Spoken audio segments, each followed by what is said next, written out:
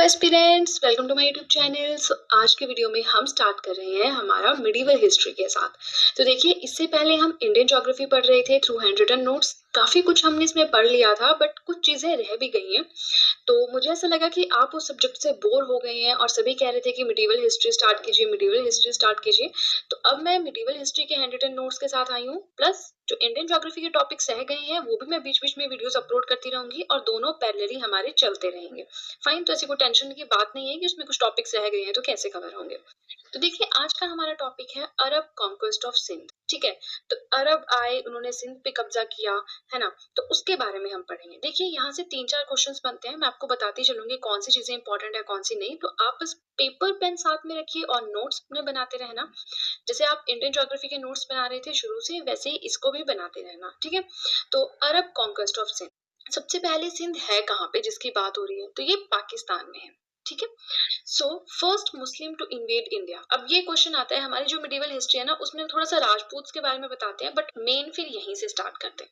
ठीक है, तो पहला ऐसा मुस्लिम कौन था जिसने भारत पर आक्रमण किया, तो वो थे मोहम्मद बिन कासिम। ठीक है, 712 ईडी में ये आए थे। ठीक है, उसके बाद इन्होंने अटैक किया सिंध पे। सिंध की कैपिटल थी अरौर। सिंध की कैपिटल को कैप्चर किया और सिंध था पाकिस्तान में।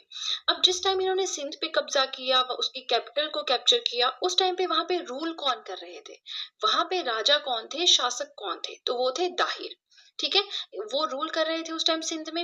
मोहम्मद बिन कासिम आए, इनको हराया, इनको मार दिया, किल्ड हिम, और उसके बाद कब्जा कर लिया सिंध पे और उसकी कैपिटल अरौर पे।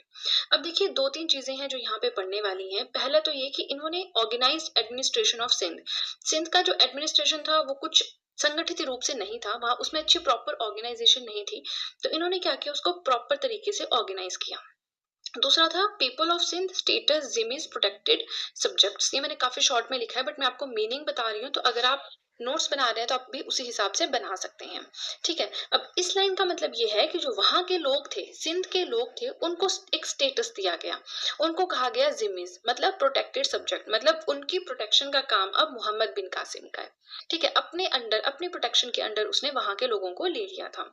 थर्ड पॉइंट बहुत ही अच्छा पॉइंट है, मतलब ये चीज आपको हिस्ट्री में कहीं भी देखने को नहीं मिलेगी। कहीं भी नहीं, मतलब रेयर जगह पे मिलेगी। No interference in the lives and properties of people. जो वहां के लोग थे, सिंध के लोग, उनकी जिंदगी कैसी चल रही है, उनकी प्रॉपर्टी पे कोई हक नहीं जमाया, जैसा चल रहा था वैसे चलने दिया, कोई छेड़खानी नहीं की। ठीक है, कोई इंटरफेरेंस नहीं की। अब हुआ क्या, जो मोहम्मद बिन कासिम थे, अभी वो सिंध ही पहुंचे थे, उन्होंने उसके बाद मुल्तान पे कब्जा किया, अभी वो इंडिया की तरफ आ नहीं पाए थे। उस टाइम पे क्या होता है कि जो मोहम्मद बिन कासिम थे, he was recalled by caliph. Caliph ने उनको वापस बुला लिया था। ठीक है, लेकिन अब ऐसा नहीं कि सिंध जो है उन्होंने वापस वहां के लोगों को दे दिया, नहीं। सिंध अभी भी अरबों के अंडर था। जो मोहम्मद बिन कासिम थे, ये एक अरब थे। ठीक है, बाय कास्ट ये मुस्लिम थे, बाय रिलीजन ये मुस्लिम। ठीक है, नाउ वेस्टर्न इंडिया। अब देखिए, ये इंडिया को कभी भी कैप्चर नहीं कर पाए, क्यों? क्योंकि जो उस टाइम वेस्टर्न इंडिया था, वहां पे प्रतिहार किंगडम का रूल था और ये काफी स्ट्रॉन्ग डायनेस्टी थी उस टाइम पे। ठीक है, therefore could not extend their authority further into India, इसलिए वो इंडिया में अपना जो बेस है ना वो ज्यादा नहीं कर पाए थे। ठीक है, उसके बाद थोड़ी सी इसमें और इंपॉर्टेंट चीजें रहती हैं। Let me adjust it first. Okay, cultural diffusion start हो गया। अब होता क्या है, इंडिया से जो कल्चर था, इंडिया का कल्चर था, उससे इफेक्ट होने लगे अब जो अरब थे। No further conquest. अब प्रतिहार की वजह से वो इंडिया नहीं आ पाए, फिर फर्दर कोई उनकी ऐसी युद्ध नहीं हुआ, कोई बैटल नहीं हुई, कोई जीत नहीं रही, कोई कॉन्क्वेस्ट नहीं हुई।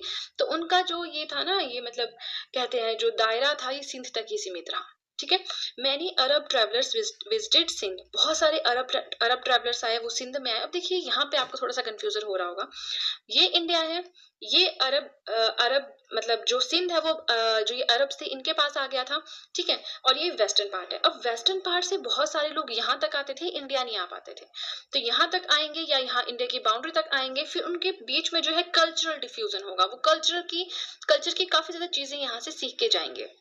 फॉर एग्जाम्पल, इंडियन मेडिसिन हो गया, एस्ट्रोनॉमी हो गया, इंडियन न्यूमेरल्स हो गए इन अरेबिक फॉर्म। तो ये सारी चीजें इंडिया से एक तरह से एक्सपोर्ट होने लगा। ये जो व्यूज थे ये बाहर जाने लगे वेस्ट तक। ठीक है? तो देखिए अरब कॉन्क्वेस्ट हमने पढ़ लिया सिंध का। काफ़ी शॉर्ट वीडियो मैंने बनाई है क्योंकि मुझे लगा कि जो प्रीवियस वीडियोज़ थी काफ़ी ज़्यादा लेंथी थी, इसलिए आप इंडियन ज्योग्राफी की इसलिए फिर आप थोड़ा बोर हो गए थे उस सब्जेक्ट से। सो आज हमने पढ़ा अरब कॉन्क्वेस्ट ऑफ सिंध, काफ़ी इंटरेस्टिंग टॉपिक है। और इससे पहले अगर आपको मुस्लिम्स जो है, जो ये इस्लाम है, इसका अगर आपको ओरिजिनेशन पता है तब आपको और भी अच्छे से समझ आएगी ये चीज़। ठीक है? सो आज के वीडियो के लिए इतना ही। एक साथ आपको एक चीज़ और बताना चाहूँगी। इससे पहले हमने पॉलिटी हैंड रिटन नोट्स की वीडियोस काफ़ी हद तक कंप्लीट कर ली हैं। नेशनल मूवमेंट्स हमने पढ़ लिए हैं। जो इंटरनेशनल ऑर्गेनाइजेशंस होती हैं जैसे कि डब्ल्यूटीओ है, इंटरनेशनल लेबर ऑर्गेनाइजेशन है, डब्ल्यूएचओ है, यूएनओ है, वर्ल्ड बैंक है, इन सब के बारे में भी हम पढ़ चुके हैं। और इससे पहले हमने इंडियन ज्योग्राफी भी हैंड रिटन नोट्स के थ्रू काफ़ी हद तक पढ़ ली है।